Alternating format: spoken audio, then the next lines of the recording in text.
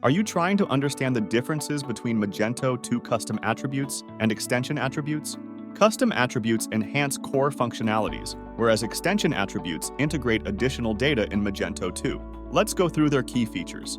Custom attributes enhance the core functionalities of Magento by adding specific fields to entities like products and orders. Extension attributes integrate more complex data types, primarily used for API interactions, adding flexibility to your system. Both attributes contribute to the overall scalability and customization of your Magento store.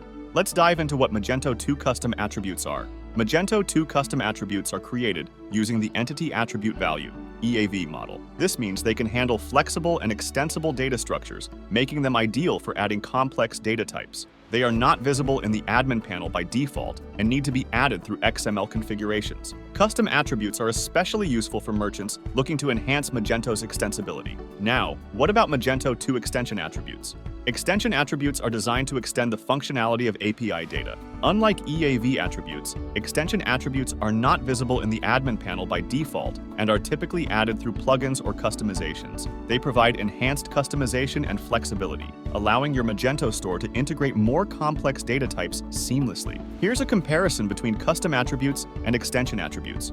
Custom attributes enhance core Magento entities like products and orders with additional fields visible in the admin panel. They require updates to the database schema and XML configurations.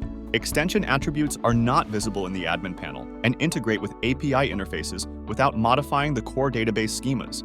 We hope this overview of Magento 2 custom attributes versus extension attributes has been helpful. Like this video and subscribe for more insights on optimizing your Magento store.